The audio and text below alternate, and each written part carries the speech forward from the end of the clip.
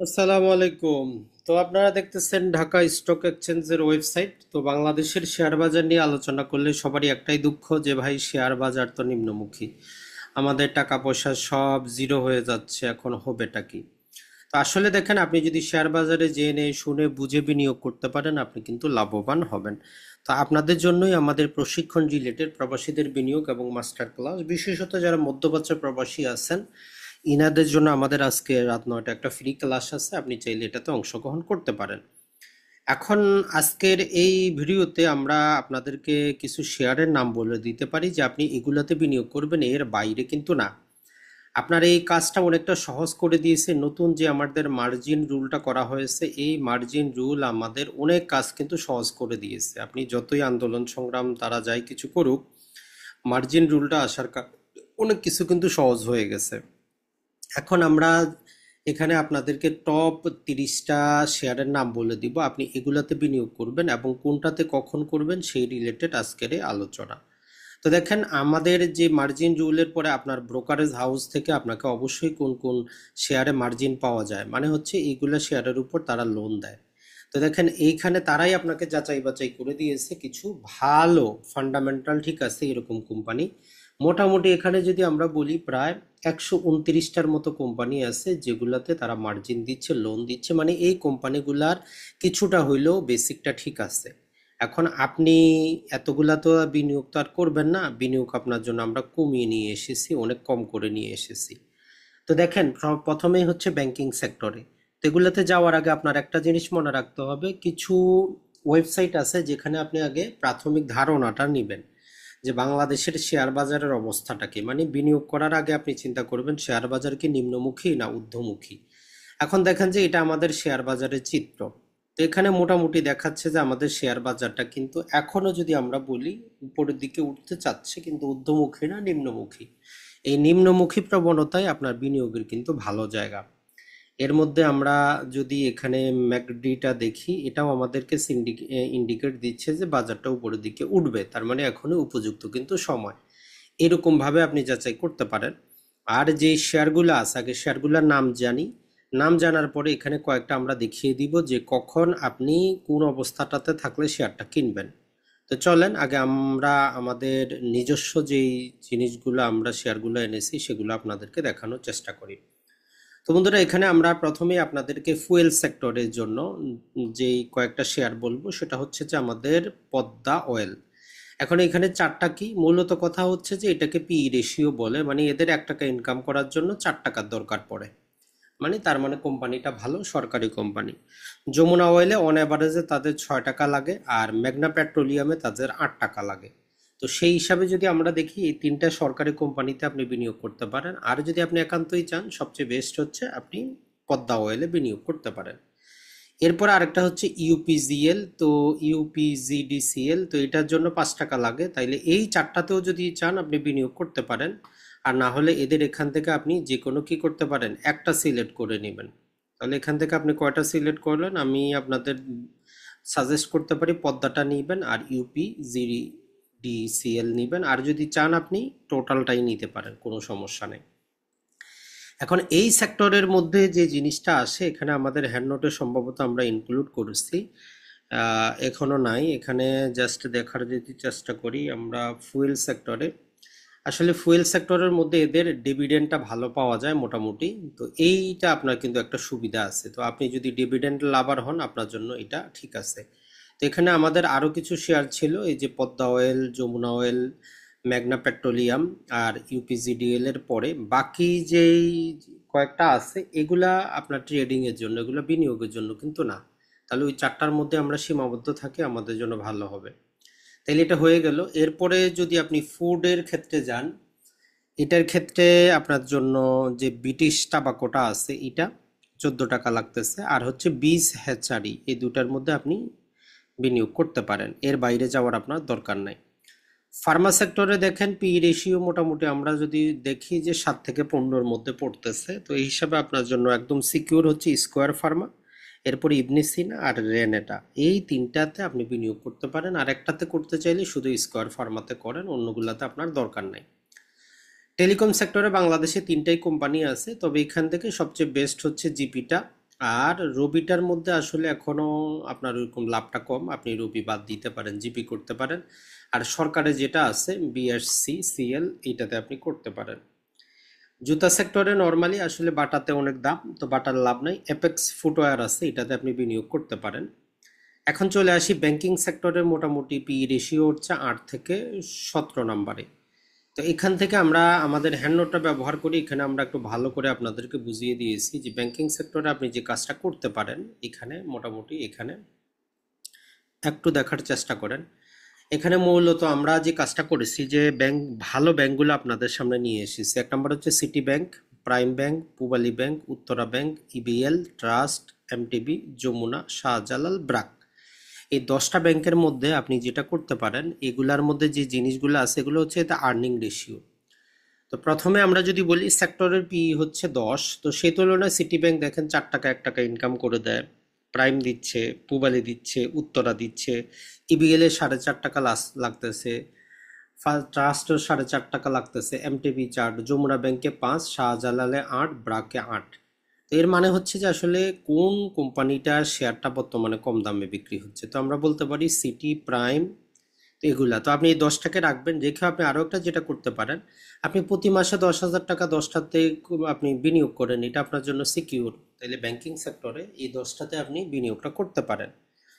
তো এরপরে যদি আমরা চলে যাই, সেটা হচ্ছে যে আমাদের আর এই যে আপনি কেনার সময় 50 mA এবং 200 mA যাচাই করে নেবেন। এটা আমরা একটু পরে আপনাদেরকে দেখাবো জিনিসটা কি। তাহলে আমাদের ব্যাংকিং সেক্টরটা আপনারা বুঝতেই পারলেন যে আপনি 10টাতে বিনিয়োগ করবেন। দেখেন সিমেন্ট সেক্টরে আপনি রাজনৈতিক পরিস্থিতির কারণে না যাওয়াটাই ভালো। তারপরেও যদি যেতে চান, তো এখানে আমাদের এলএসবি একটা আছে, কনফিডেন্স, আর হচ্ছে ক্রাউন সিমেন্ট, আপনি চাইলে এগুলাতে যাইতে পারেন, তবে না যাওয়াটাই বেস্ট।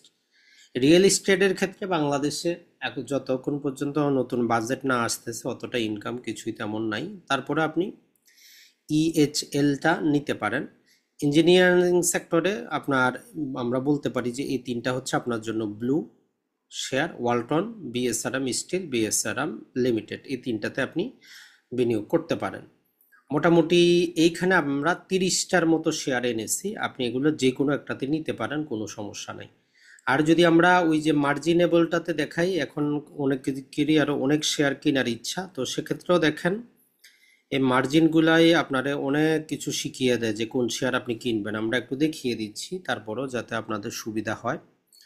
এখান থেকে ওই যে সিটি ব্যাংকটা আছে দেখেন, BRAC bank, prime bank, Pubali, Uttara, Dutch বাংলাটার সমস্যা, এটার দাম বেশি। EBL, trust, MTB, bank Asia, Jamuna, Shahjalal. এরপরে মিডল্যান্ড, এনসিবিটা বাদ, কনফিডেন্স সিমেন্ট, ক্রাউন সিমেন্ট এটা আপনি বাদ দেন। এলএসবি, ওয়ালটনটা আপনার জন্য ঠিক আছে। বিএসআরএম স্টিল, কেডিএসটা আপনি বাদ দেন। মীর আক্তারটাও বাদ। জিপিএস ইস্পাত, এদের কোম্পানিতে সমস্যা, বাদ। ব্রিটিশ তাবাকো অবশ্যই। অলিম্পিকটা যদি একটু দাম কম থাকে তখন আমরা আসতে পারি। বিচ হ্যাচারি আপনার জন্য ওকে। Padma oil okay. মেঘনা petroleum okay. Jamuna oil okay. এই যে লিন্ডেবিডি, এটাতে সমস্যা আছে, এটা বাদ দেন। ইউপিজিডিএল ওকে। এমজিএলবিডি, এটার দাম একটু বেশি। ডরিন পাওয়ার ট্রেডিংয়ের জন্য আপনার জন্য ভালো। এসপিসিএল, এগুলোও ট্রেডিংয়ের জন্য। এরপরে বাকিটা আমরা ইন্স্যুরেন্স সেক্টরটা অ্যাভয়েড করবেন। দেখেন ইন্স্যুরেন্স সেক্টর সবাই অ্যাভয়েড করবেন, এদের কোনো বাংলাদেশি ইন্স্যুরেন্স সেক্টরের কোনো ব্যবসা নাই। ইন্স্যুরেন্স আপনি যেটা করতে পারেন, ট্রেডিং করতে পারেন 1 মাস 2 মাসের জন্য, সুইং ট্রেডিং করার জন্য জেনারেল ইন্স্যুরেন্সগুলো আপনি নিতে পারেন, এর বাইরে কোনো দরকার নাই। টোটাল ইন্স্যুরেন্স সেক্টর আপনি বাদ দিবেন। এই তো আইটি সেক্টরে দেখেন 4টার মধ্যে আমরা যেটা বললাম, 4টার মধ্যে আপনি কোনোটাতেই বিনিয়োগ না করাটাই ভালো, আপনি বাদ দিয়ে দিতে পারেন। লাইফ ইন্স্যুরেন্সও আপনি বাদ দিয়ে দেন, কোনো কাজে নাই। আর বিবিদের ক্ষেত্রে বিএসসি বাংলাদেশ সাবমেরিন কেবলটা নেবেন। মিউচুয়াল ফান্ডও আপনি বাদ দেন। আর্থিক প্রতিষ্ঠান 4টা দেওয়া আছে, আইডিএলসি, ডিবিএইচ, আইপিডিএলসি, ইউনাইটেড ফাইন্যান্স, তো 4টাতে আপনি নিতে পারেন। এরপরে দেখেন যে পেপার এবং প্রিন্টিং, এগুলো কোনো শেয়ারই না, আপনি বাদ দিয়ে দেন। ফার্মাসিতে স্কোয়ারে যাবেন, ইবনে সিনা যাইতে পারেন, রেনাটা যাইতে পারেন, একমি ল্যাব যাইতে পারেন, বেক্সিমকো যাইতে পারেন, এসিআই ফর্মুলা, নাবানা ফার্মা, বিকন। আর এই এশিয়াটিকটা নতুন এসেছে, এখনও দেখার বিষয়। টেকনোড্রাগটাও আপনি দেখবেন একটু। এরপরে সার্ভিস এবং রিয়েল এস্টেটে যেটা বললাম, ইএচএল আপনার জন্য, অ্যাপেক্স ফুড আপনার জন্য ভালো, জিপিটা, বিএসসিপিএলটা, আর রবিটাতে অপেক্ষা করতে হবে। এরপরে টেক্সটাইল সেক্টরে আসলে স্কোয়ার আর মালিক স্পিন, এই দুটাই যদি আমরা বলি। আর তমিজ উদ্দিন, আসলে আপনার টেক্সটাইল সেক্টরে দীর্ঘমেয়াদের জন্য না যাওয়াই কিন্তু ভালো। এরপরে যদি আমরা দেখি, আর ইউনিক হোটেল আর বেস্ট হোল্ডিং, তো এই কয়টা শেয়ারই কিন্তু আপনি নিতে পারেন। তাহলে কয়টা হলো দেখেন, এখানে দুইটা, এরপরে তিনটা, চারটা, পাঁচটা, ছয়টা, সাতটা, আটটা, নয়টা, দশটা, এগারোটা, বারোটা, 13, 14, 15, 16, 17, 18। এরপরে আমাদের 18-র পরে আমরা টোটাল ইন্স্যুরেন্স সেক্টরটাই বাদ দিয়েছি। 18-র পরে 19, 20, 21, 22, 23, 24, 25, 26, 27, 28, 29, 30, 31, 32, 33, 34, 35, 36, 38, 39, 40, 41, 42, মোটামুটি 50টার মধ্যেই আছে। এখন চলে আসেন কাজের, এগুলো আপনি কখন কিভাবে কিনবেন। তো দেখেন, আপনার মোবাইলের মধ্যে আপনি কি পাবেন, এরকম যাবেন, স্টক নাও বলে একটা ওয়েবসাইট পাবেন, ওইখানে আপনি চলে যাবেন স্টক নাও। এই স্টক নাও যাওয়ার পর উপরের দিকে আপনি চার্ট পাবেন, এই চার্টে আপনি চলে যান, এই চার্ট থেকে আপনার কিন্তু কাজটা আসবে। তো চার্টে আসার পরে এইখানে আপনি শেয়ারের নামটা লেখার আগে প্রথমে কোন শেয়ার, ধরেন যে আমরা স্কোয়ার লিখতেছি, স্কোয়ার ফার্মা। এখন স্কোয়ার ফার্মাটা আজকের বাজারে কত চলতেছে আগে দেখেন, বন্ধ হয়েছে 200 টাকা 5 পয়সা, 200 টাকা 5 পয়সা। এটা এখন কম দামি না বেশি দামি, ইন্ডিকেটরে যাবেন। এটার ক্ষেত্রে আপনারা যেটা ব্যবহার করতে পারেন সেটা হচ্ছে যে আমরা বলি যে just simple MA, moving average. এই মুভিং অ্যাভারেজ এমএ ক্রস ব্যবহার করবেন, তাইলে আপনার জন্য ভালো, মানে দুইটা ইন্ডিকেটর আপনি দিবেন। তো আমরা দিচ্ছি, তো ওকে করতেছি। তো এখানে আমাদের চলে এসেছে, তো এখান থেকে সেটিং অপশনে যাব। যাওয়ার পর একটা নেবেন আপনি 50, আর একটা নেবেন লং নেবেন 200। 200 দিন মানে গত 100 গত 1 বছর চলে আসবে। তো যেটা আমাদের কম সেটা আমরা গ্রিন কালারে রাখতেছি, দেখেন মোটা করে। যেটা আমাদের বেশি সেটা আমরা রাখতেছি রেড কালারে মোটা করে। আপনি যখনই কিনবেন এগুলো শর্ট আউট করবেন। দেখেন এখন এখানে কি আছে, আপনি নিজেই জানেন, যেটা আমাদের রেড কালার এটা হচ্ছে 200 দিন, তার মানে গত 200 দিনের তুলনায় শেয়ারটা কম দামে আপনি নিতে পারেন। গত 50 দিনের তুলনায় কম দামে আপনি নিতে পারেন, আপনার জন্য সুবর্ণ সুযোগ। তাহলে স্কোয়ারটা এখন আপনার নেওয়া ঠিক হবে কিনা যারা প্রশ্ন করেন, যে অবশ্যই অবশ্যই ঠিক হবে। কারণ হচ্ছে যে এটার সাপোর্ট লেভেল আপনারা যদি একটু দেখার চেষ্টা করি, আপনাদেরকে একটু দেখাই এর সাপোর্ট লেভেলটা, জাস্ট একটু দেখেন। আমরা যদি করোনার সময়টা বাদ দেই, তার মানে মোটামুটি যদি এখান থেকেও ধরি 2024-এ, তো এটা সর্বনিম্ন দেখা যাচ্ছে যে 199টা নাম ছিল, আর মোটামুটি আজকে 199 টাকার মধ্যেই আছে। আমরা জাস্ট এইখান থেকে একটা সাপোর্ট লেভেল, এই হরিজন্টাল লাইনটা নিয়ে আপনাদেরকে একটু দেখায় দিচ্ছি, যে এইখানে জাস্ট একটু দাঁড়ান, আর একটু মোটা করে নেই। আমরা এইখানে তার সাপোর্ট জোনটা দেখি, এইটা ছিল তার সাপোর্ট জোন। আমরা হরিজন্টাল লাইনটা নেই,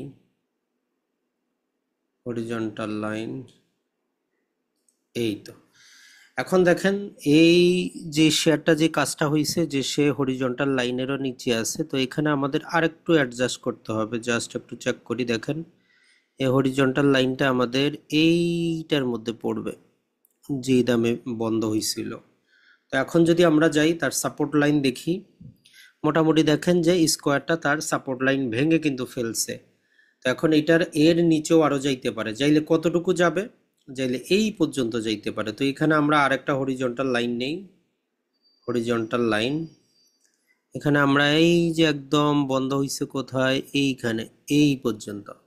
তাহলে 197 টাকা পর্যন্ত যাইতে পারে ম্যাক্স টু ম্যাক্স, এর বেশি কিন্তু যাবে না। তো আপনার সুবর্ণ সুযোগ আছে, আপনি নিয়ে নিতে পারেন, 3 টাকা 4 টাকা কোনো ব্যাপার না।